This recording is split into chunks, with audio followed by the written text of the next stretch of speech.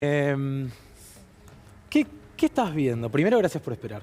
Por favor. Ya vengo con las disculpas atrasadas a todo el mundo. No, acabo de ver la entrevista. ¿Y qué pensás? ¿Qué estoy viendo en general? Pero... ¿Qué estás viendo en general? Sí, no sé, no. Pero qué maravilloso, ¿no?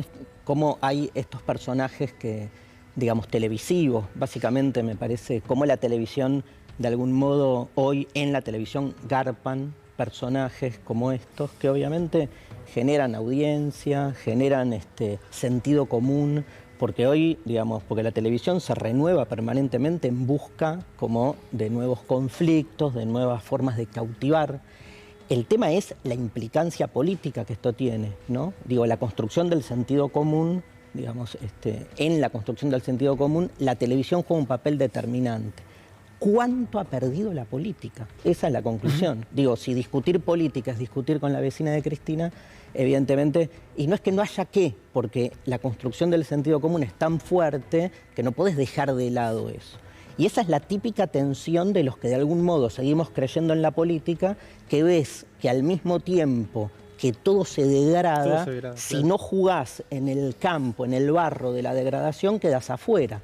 Entonces estás con una pata adentro y una pata afuera, ¿no? La verdad, como personaje es fascinante, pero, digamos, lo lamentable es que esto garpe y que de repente tenga una incidencia real. Digo, que la gente escuche, seguramente muchísimas familias parten de esta entrevista y de otras, la he visto por un montón de programas, digamos, y hay algo, hoy la política en su vacuidad tiene que ver con la lógica de la televisión. Cuando hace años venimos insistiendo que la dramaturgia política está de algún modo guionada por formatos o matrices que poco tienen que ver con la política y más con la cuestión, digamos, de su espectacularización, bueno, cada vez es más notorio.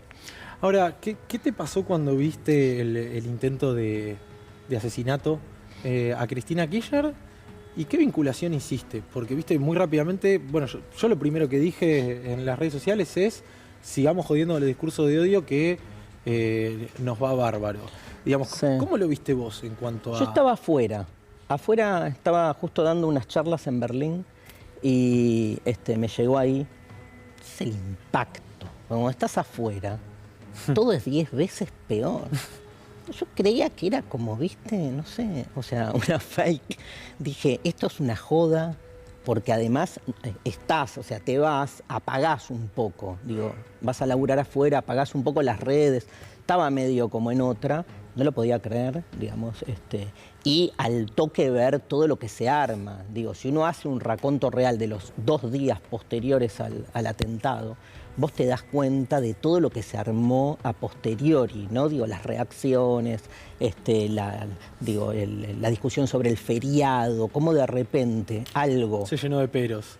Se llenó de derivados, digo, y se fue perdiendo lo magnánimo de un intento de magnicidio. Digo, no, fue potentísimo. Estamos hablando de un atentado contra la vicepresidenta y, sin embargo, siendo, digamos, lo imponente que esto implica, digo, la comparación con Kennedy es real, digamos, en algún sentido, y sin embargo se fue por otro lado. ¿Cómo lo relaciono con los discursos de odio? Me parece, digamos, los discursos de odio no son una novedad en la Argentina.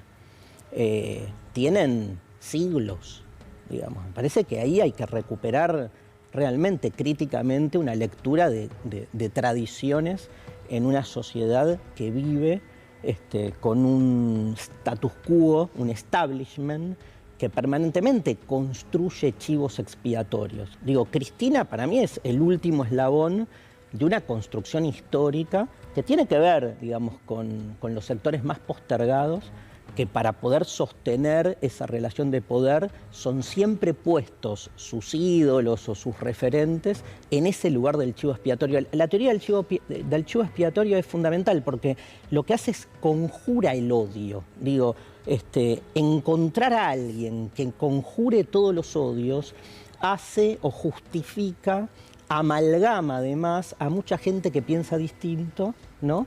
Y fundamenta cualquier cosa. El chivo expiatorio no importa si es verdad o no.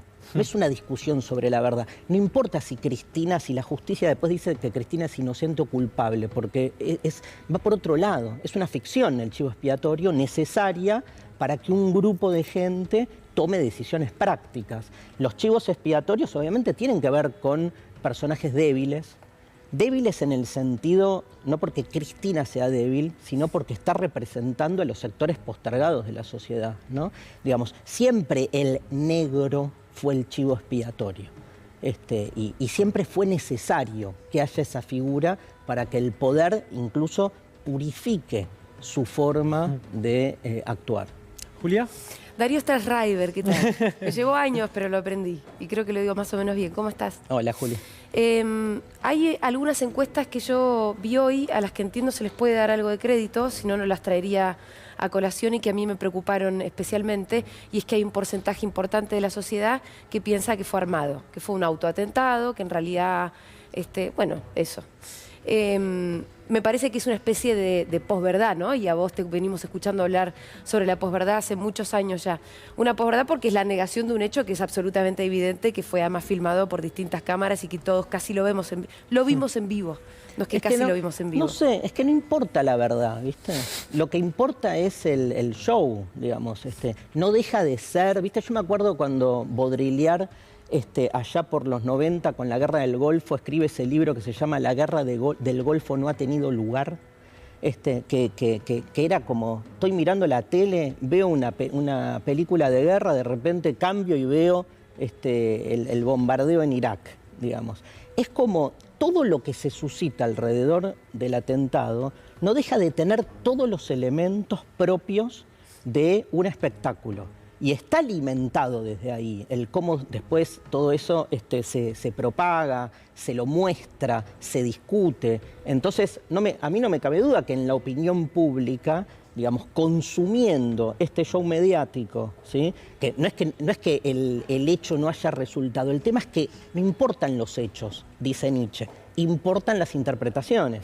Las interpretaciones tienen que ver con cómo se versiona ese hecho. Digo, hay una pistola, hay un culpable, hay un intento de atentado, pero a partir de ahí, todo el resto, que es todo, es lo que se arma con eso. Ahora, y entonces hay un deseo, hay una necesidad de consumir eso desde un lugar, digamos, que es el lugar en el que el ciudadano consumidor hoy vive la vida política.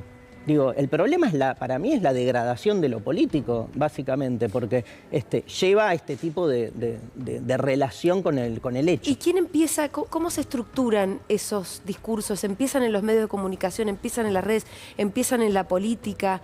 Porque, bueno, también, viste, como últimamente surgen algunos estudios que te dicen, claro, en realidad los discursos empezaron a radicalizar, no tanto con las redes sociales como yo hubiera creído en un principio, sino, por ejemplo, con la aparición de Fox News, con la aparición acá en Argentina, nuestra versión vernácula vendría a ser PPT con la nata, ¿no? Como momentos claves donde desde los medios de comunicación se empezó a estructurar claramente un discurso que empezó a apuntar hacia un lugar y apuntar a, obviamente, siempre el peronismo y sobre todo el kirchnerismo, sí, como una banda de chorros. Y que ahí todo empezó, bueno, siempre el peronismo, a llegar hasta donde estamos ahora, ¿no? Siempre el peronismo por el sujeto que el peronismo representa. No hay que olvidarse de eso. Para mí es fundamental. Que es fundamental, que es como esa especie de rechazo al pobre, de rechazo, digamos, ¿no? a la parte de atrás de la casa. Es ese tipo de... ¿no? La teoría del chivo expiatorio es también una forma de sacarte de encima los quilombos y tapar, ¿no? Que no se vea quiénes son los que cocinan, digamos. No hay que verlo y hay que colocarlo en un lugar, digamos, denigrante, ¿no? Nada, o sea, me parece que los discursos de odio vienen funcionando históricamente. ¿Por qué funcionan bien? Porque te ordenan. Básicamente dividen al mundo en dos grandes mitades. Los buenos somos siempre nosotros, los puros, los racionales, o sea, los que tenemos la razón, ¿no? Y entonces necesitas construir del otro lado, no importa quién cae ahí, un otro al que le conjurás todos los males.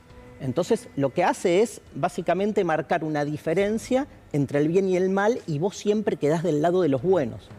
Esto, ¿no?